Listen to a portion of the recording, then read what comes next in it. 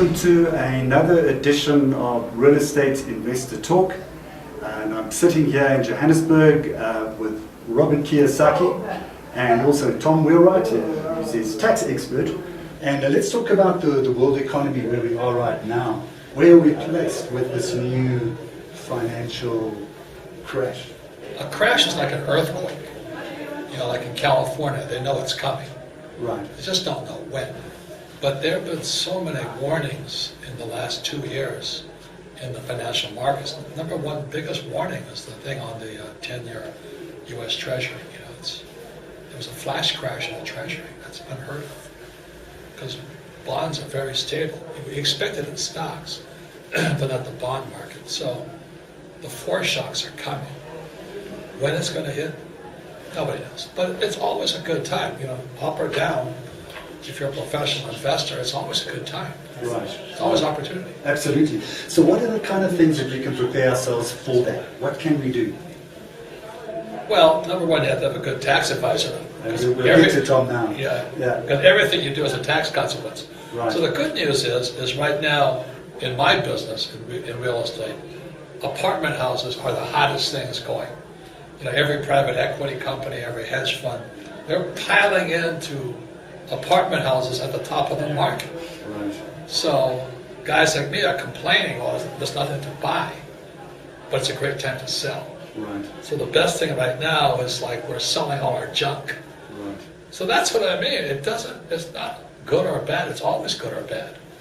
And so today, you know, I'm selling like crazy. Big problem is taxes, because now I have capital gains. Right. Right. And so we sit around talking about, well, what can we do next? Because I can't go back in. I wish I could find another apartment house in America, 1031 tax-free, like-for-like exchange. Yes. But the apartment houses are so expensive, so I'm coming out with millions in cash. Mm-hmm. That's a problem. Yes. So what do I place it in is the next issue. So Tom, what do you do in the event now? You're selling all these stuff and it's a tax event. How do you deal with it? You know, you always have to look at, you know, what are you going to do with the money? Mm-hmm. Once you decide what you do with the money, then you can always find a way to reduce your taxes based on what you're going to do with the money. Right. But typically, as a general principle, when you buy assets, you pay less tax. Yes.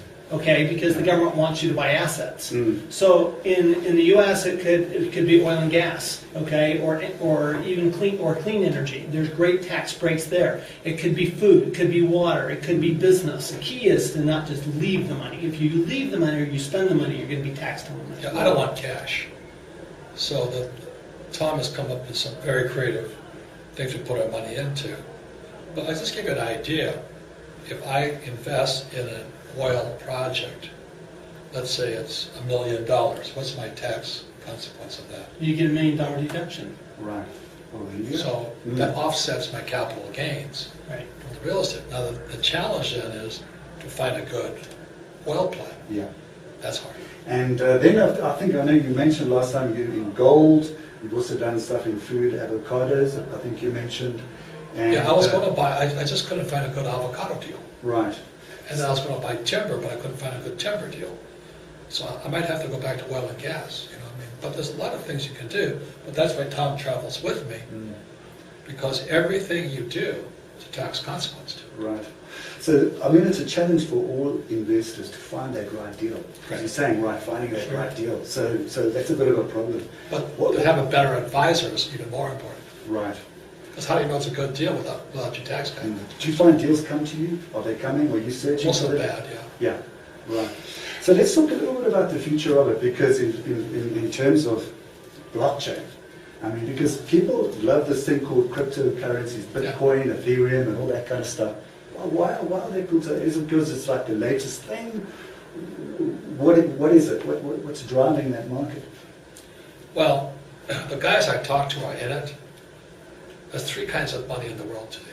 Money has been many things, like, you know, money has been chickens and cattle.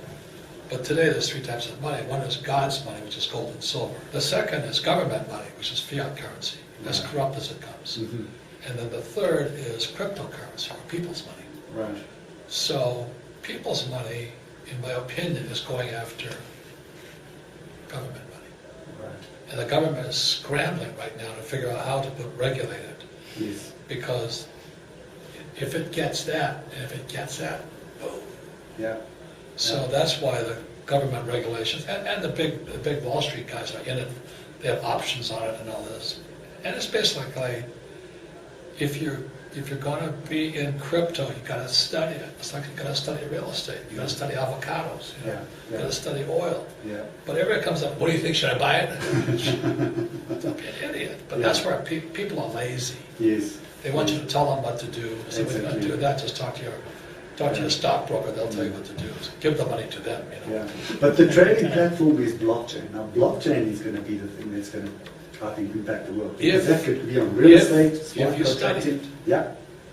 Look, I said that it's really stupid. I was talking to this guy, so I missed out on Bitcoin. I said, did you miss out on Amazon? Yeah. Did you miss out on Apple? Yeah. What else have you missed out on? See, everybody wants to jump onto the next hot thing. Right. Yes. That's the problem. So I was at this investment conference. They had a debate. They had two guys that were for crypto or blockchain and two guys who were against it. And finally, after an hour, I said it came down to one thing. The guys that were for it were in early. They made millions. The guys who were against it missed it. Yes. That's all it was. Right. So the guys that made millions are for it. The guys who missed the boat are against it. So just getting back to the blockchain story, because it's such a big thing. I mean, down the line, blockchain revolution, I've been studying a little bit about it, and certainly I think in terms of real estate down the line, it looks like it's going to be the open ledger trading platform, which is very transparent, where everything's going to be, and maybe Tom, you, and how does it impact taxes and how people transact? The way I look at blockchain, you know, in the 5th century, a monk came up with the idea of debits on the left, credits on the right, double entry accounting. That's why we have financial statements. The whole world operates on income statement, balance sheet. Okay, that is double entry accounting. Blockchain is like double entry accounting on steroids. What blockchain has the potential to do is to actually audit every single transaction. And so when you talk about the real estate contracts, it's actually auditing the contracts. So it's an infallible way to do something, to enter into a contract. The challenge, of course, is that it takes an enormous amount of computing power and an enormous amount of energy. Right. So there's some technology that has to happen before the blockchain can take off. Right. Well, you've written loads and loads of books. Fake's coming out pretty soon. I'm very happy. Okay. Tell us a little bit about that, because we touched on a little bit about the fake money and your message there. Fake is about fake money, which not on the rent is fake. It's fake teachers. Most school teachers are fake. They don't know what they're teaching. They just teach what they're told to teach. Like us, I keep telling Tom, my first accounting class was in my MBA program, and it was a fake accounting teacher. Because I asked him, I said, are you an accountant? He says, yes, I am. I said, no. I said, are you an accountant? He says, yes, I am. I have a master's in accounting. I said, do you do accounting? He goes, no. So how can you know what doing accounting is? And the only reason was I was an apprentice to my rich dad, and I had to work with real accountants. So what he missed was cash flow. The teacher didn't understand cash flow. He was just going by the definition of income, expense, asset, liability. And Tom will tell you, what defines an asset or liability is the two words cash flow. So if cash is flowing out, it's either an expense or a liability. If cash is flowing in, it's either income or it's an asset. Right. It's really that simple. But my accounting teacher, this yo-yo head, I couldn't believe him. You gotta be kidding. My marketing teacher was even worse.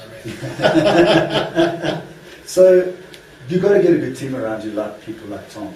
And it's always finding those right people. Yes, that's the hardest part. Yeah. That's the probably most important part. Yeah. How would somebody start looking for somebody like yourself in South Africa? Where would they start?